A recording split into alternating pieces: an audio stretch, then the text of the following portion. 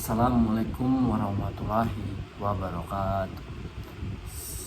Salam, salam budaya, salam kebajikan untuk kita semua. Izin memperkenalkan diri, nama saya George Menjati Mopong Seriang, NIM 24 000 24 030. Di sini saya dari instansi Universitas Ahmad Dahlan Fakultas Hukum. Di sini saya akan memaparkan presentasi tentang paradigma John Dee. Nah, tapi di sini saya akan mengambil paradigma atau pola pikir dari William Adrian Bonger, atau yang kita kenal dengan nama Bonger. Nah, sebelum itu teman-teman, rekan-rekan semua, saya mengajak Anda untuk like, komen, dan share, lebih khusus ke subscribe ya guys. Nah, oke, lanjut langsung aja ke materi kriminologi ya teman-teman. Nah, di sini saya sebelum masuk ke inti dari pembahasan di dalam video ini, saya mengantar teman-teman untuk mengetahui sejauh mana kriminologi itu ya teman-teman. Nah, kriminologi itu teman-teman merupakan cabang ilmu pengetahuan yang muncul pada abad ke-19. Nah, pada intinya kriminologi ini teman-teman merupakan ilmu pengetahuan yang mempelajari sebab musababnya kejahatan. Nah, pada tahun 1830 sampai dengan 1911, nama kriminologi itu yang ditemukan oleh P. Topinrad. Nah, pada tahun beliau seorang antropologi dari Prancis. Nah, secara harfiah berasal dari kata crime itu. Nah, teman-teman harus tahu bahwa kriminologi itu mempunyai dua kata. Nah, kata pertama yaitu crime. Nah, di mana crime itu teman-teman? Crime itu yang berarti kita ketahui crime itu kejahatan atau penjahat. Sedangkan logos itu ilmu pengetahuan. Nah, seperti kita kembali lagi ke historis bahwa pada abad 19 itu kriminologi itu merupakan ilmu pengetahuan yang mempelajari tentang kejahatan atau penjahat. Nah, banyak sekali teman-teman pada tahun itu banyak para ilmuwan memberikan definisi, mengutarakan definisi mereka, seperti ilmuwan bernama Plato, Thomas Aquino, Aristoteles, dan lain sebagainya. Nah, mereka memberikan pendapat atau memberikan definisi terkait tentang kriminologi itu, tentang kejahatan, bahwa kalau Plato mengutarakan manusia sumber dari banyaknya kejahatan. Mengapa Plato memberi argumen seperti itu? Bahwa manusia memang merupakan sumber dari segala kejahatan, karena manusia merupakan objek kejahatan tersebut, objek kriminal. Nah, gitu teman-teman. Sedangkan Aristoteles pada tahun 392 sampai dengan 382 sebelum Masehi, Aristoteles memberikan argumen pernyataan tentang kejahatan juga, bahwa kemiskinan menimbulkan suatu kejahatan dan pemberontakan. Nah, kenapa Aristoteles memberi definisi pendapat tentang bahwa kemiskinan itu menimbulkan suatu kejahatan? Karena kita ketahui bahwa kemiskinan itu teman-teman memberi kita mempunyai efek melakukan suatu tindak pidana, yang dimana tindak pidana yang dilanggar dalam undang-undang itu teman-teman. Nah, maka dari itu Aristoteles memberikan argumen tersebut bahwa kemiskinan menimbulkan suatu kejahatan dan pemberontakan. Nah, sedangkan Thomas Aquinas memberi argumen pada tahun 1226 sampai 1274 sebelum Masehi bahwa orang kaya yang hidupnya kesenangan, jika suatu saat dia jatuh miskin, maka dia dapat mudah menjadi pencuri.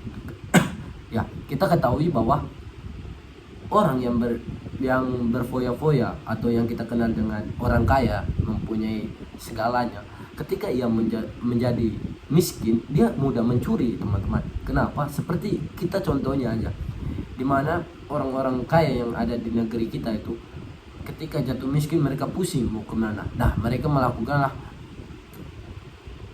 yang dulu mereka punya kekuasaan, kepintaran, mereka melakukan pencurian atau manipulasi, kan teman-teman. Nah, di sini saya akan itu mungkin pengantar dari saya. Kita mungkin masuk ke topik utama, yaitu paradigma atau kita ketahui paradigma itu, teman-teman, pola pikir yang dimana pola pikir itu yang ada di suatu pikiran yang diutarakan dan dinyatakan. Seperti Bonger juga memberikan definisi kriminologi itu, dia membagi kriminologi itu menjadi dua, yang dimana kriminologi murni dan kriminologi terapan. Nah, kriminologi terapan antara antropologi kriminal, sosiologi kriminal, psikologi kriminal, serta psikopatik dan penologi dan lain sebagainya. Sedangkan yang terapan, teman-teman, Bonger mengutarakan bahwa ikme kriminal, yang terapan politik kriminal, serta kriminalisasi. Nah, mungkin kita lanjut mungkin itu saja dari pengantar dari sana tentang kriminologi. Kita masuk ke paradigma, teman-teman, bahwa paradigma dari William Adrian Bonger itu paradigma yang dimana tentang pola pikir positivis. Nah, kita ketahui sebelum kita melanjut seloga, kita harus tahu apa pengertian dari paradigma positivitis. Nah, positivitis ini memandang bahwa kejahatan adalah hasil faktor-faktor yang dapat diukur secara objektif, seperti faktor biologis, psikologis, dan lingkungan sosial tertentu. Nah, menurut pendapat Bonger bahwa kejahatan tidak semata karena kehendakan, tetapi karena ada kondisi sosial dan ekonomi yang membentuk perilaku seseorang melakukan suatu kejahatan. Nah, ada pula kejahatan yang muncul karena perbedaan kelas sosial dan ekonomi masyarakat kapasitasnya. Nah, dalam sistem ini, teman-teman, dalam paradigma positif ini, bahwa kapasitas ada penindasan dan kesenjangan yang menyebabkan sebagian orang terdorong melakukan kejahatan yang faktor penyebab kejahatan bersifat seksual dan objektif. Kita ketahui bahwa paradigma yang positif ini lebih ke kesenjangan sosial antara masyarakat lain dengan lainnya. Nah, dan tekanan batin atau faktor-faktor yang memengaruhi hati. Nah, sedangkan paradigma yang kedua yaitu paradigma tentang interasionis. Nah, interasionis ini, teman-teman, ini melihat kejahatan sebagai hasil interaksi sosial dan proses pelabelan atau yang kita dalam istilah bahasa Inggrisnya, teman, labelling process. Nah, kejahatan tidak melekat pada suatu perbuatan secara hakiki, melainkan terciptanya karena masyarakat menilai perbuatan ini sebagai kejahatan. Nah, Bonger berpendapat bahwa tentang kejahatan, ia mendefinisikan bahwa kejahatan atau tidak jahat sangat dipengaruhi oleh kelas yang berkuasa. Nah, antara lain apa yang dianggap jahat seringkali ditentukan oleh mereka yang memiliki kekuasaan ekonomi dan politik. Maka itu teman-teman, kita harus ketahui bahwa kejahatan menanggung besar dalam menentukan apa suatu tindakan disebut kejahatan atau bukan. Nah, di sini paradigma yang kedua ini lebih menekankan bahwa kita harus mengetahui bahwa interaksi dan kekuasaan itu sangatlah berpengaruh dalam menentukan paradigma yang kedua ini, teman-teman. Sedangkan paradigma yang ketiga ini tentang sosialis. Nah, kita tahu bahwa definisi paradigma yang ketiga ini bahwa berpandangan bahwa kejahatan adalah produk sistem sosial dan ekonomi yang adil terutama pada kapasitas-nya. Menurut Bonger, menurut pendapat Bonger, rekan-rekan semua, kejahatan merupakan konsekuensi logis dari suatu sistem berkapasitas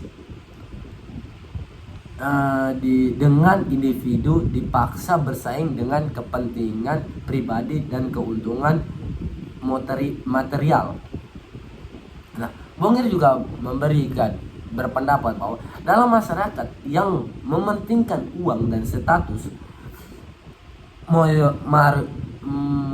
moralitasnya melemah. Mengapa? Karena banyak sekali kita lihat bahwa kalau masyarakat lebih mementingkan kepentingan individu ketimbang kepentingan umum, maka moralitas atau pendekatan interaksi antara manusia dan manusia itu sangat melemah karena dia lebih mementingkan individu atau yang ismonai itu, teman-teman. Nah, Bonger menegaskan bahwa masyarakat sosial yang adil dan egaliter akan mengurangi kejahatan karena tidak lagi tekanan ekonomi dan ketimbangan sosial yang ekstrim. Nah, di sini pernyataan Bonger tentang paradigma yang ketiga ini, teman-teman, rekan-rekan semua, dia lebih menekan bahwa suatu lingkungan atau suatu masyarakat yang adil dan egaliter dapat mengurangi kejahatan karena ketika masyarakat bersifat adil, seperti tujuan hukum kita, bahwa tujuan hukum kita kan keadilan, kepastian, kemanfaatannya, di mana tujuan hukum kita berjalan, maka kejahatan atau penjahat di lingkungan itu mengurang. Nah, jadi teman-teman, kita dapat simpulkan bahwa mungkin itu saja, teman-teman. Nah, saya simpulkan bahwa pernyataan dari paradigma ketiga ini, pernyataan dari paradigma Bonger ini lebih mengkhususkan secara keseluruhan bahwa Bonger ini melihat kejahatan sebagai cerminan ketidakadilan di sosial, bukan sekadar kesalahan individual. Ia menegaskan bahwa untuk mengurangi suatu kejahatan, masyarakat harus memperbaiki struktur ekonomi, politik, dan nilai moral. Dengan demikian, bahwa teman-teman, pandangan Bonger menempatkan kejahatan dalam konteks sosial yang lebih luas dan menekankan pentingnya keadilan sosial sebagai dasar pencegahan kejahatan. Nah, jadi di sini itu kesimpulan dari saya tentang pendapatan Bonger. Harus kita ditekankan bahwa masyarakat harus menegakkan bahwa mengurangi kejahatan itu harus memperbaiki struktur antara nilai ekonomi, nilai moral, dan lain sebagainya teman-teman. Nah, mungkin itu saja dari saya. Assalamualaikum warahmatullahi wabarakatuh. Salam, hidup mahasiswa. Jangan lupa like, komen, subscribe teman-teman. Bye bye.